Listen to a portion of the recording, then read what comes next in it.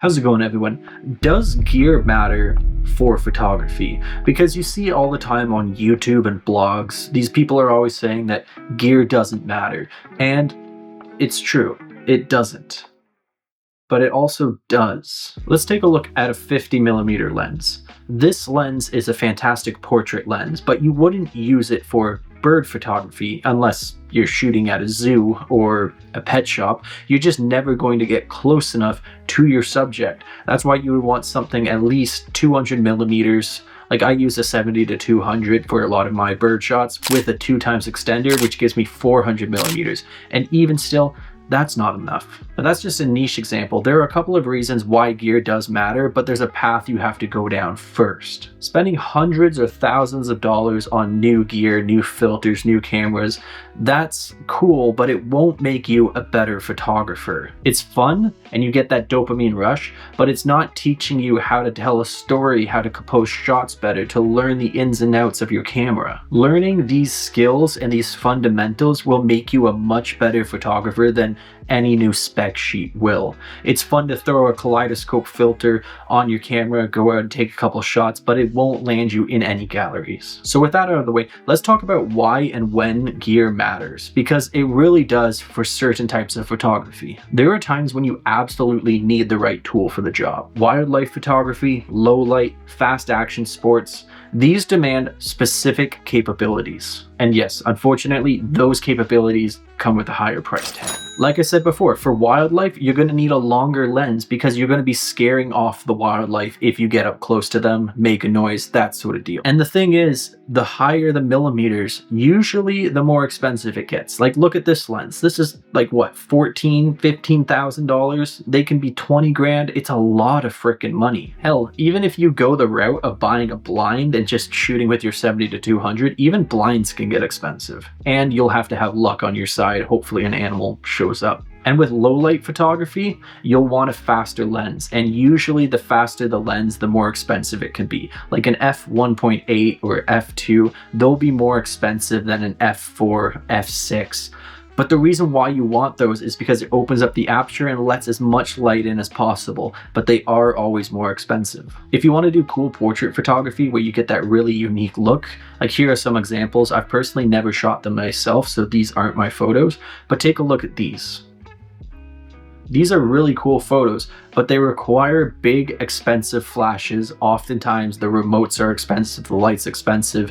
You just have to get to that point in portrait photography where you want to make the jump to get those expensive flashes. Even with sports photography, you want to capture that action as it's happening, and so much can happen so quickly that you want a fast shutter that can shoot multiple photos without your SD card getting gummed up or processing. So your camera needs to have a fast shutter. It needs to be able to shoot those photos, bang them off, and you'll also need a card that can handle that.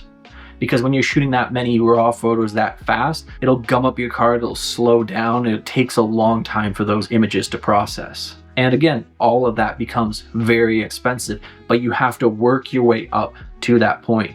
Nobody becomes a professional overnight. You got to go out to your local thrift store, your pawn shop, eBay, Facebook Marketplace, buy the cheap lenses first, shoot all the photos you possibly can, and when you get to the point where you think that you can take that leap, you've outgrown that lens, then you can start thinking about investing in higher end gear. The worst thing you can do is buy all of this gear and just have it sit on a shelf and collect dust. It could be very capable gear, but if you don't know how to use it, you might get a little bit deterred from actually using it, and maybe you'll sell it, maybe you'll get rid of it. That's the worst thing in my opinion. Learning the fundamentals is crucial. Let's play a bit of a game here. I have 3 photos. One was shot on my Motorola flip phone. One was shot on a $5 thrift store camera. I think I actually have it right here. Yeah, $5 thrift store camera, film camera. I think it actually came with a lens. Yeah, this lens right here. This lens is probably on eBay worth like 20 bucks, but it was on that film camera that I got for $5. And the last one was shot on a cheap mirrorless camera. I say cheap, it was probably, now you can probably get it for around like $700, but that is still surprisingly cheap for mirrorless cameras. So Motorola flip phone, $5 thrift store camera, $700 or $800 mirrorless entry-level crop sensor camera. Now I'm going to put these photos up on the screen and you try and decide which one was shot on which camera. I'll give you a minute. They're not too bad, right? So here's the answers. Did you get any of them right? Comment below. The point is, you don't need expensive gear to make beautiful things. You have to work your way up to that point where you can finally jump off and make the big investment into whatever you like. Because when you're shooting all sorts of different types of photography, you might not know what you like to shoot right off the bat. So dropping $2,000 on dropping $2,000 on one of these guys or $500 on a 2x extender, when in reality you actually just want to shoot portrait photography, well, then that was a waste. You might not even know how to use this properly because there is a learning curve trying to get the balance right. It's really shaky. So you want to make sure that you actually like what you're shooting first before you even think about dumping money into this. Now, don't get this twisted. There are legitimate reasons to upgrade: faster autofocus, better low light capabilities, and weather sealing. Weather sealing for me is the most important thing and the thing that made me upgrade my cameras and my lenses. They're all legitimate upgrades, but you have to decide where you're going to use your gear and why. So let me reiterate this. When should you invest?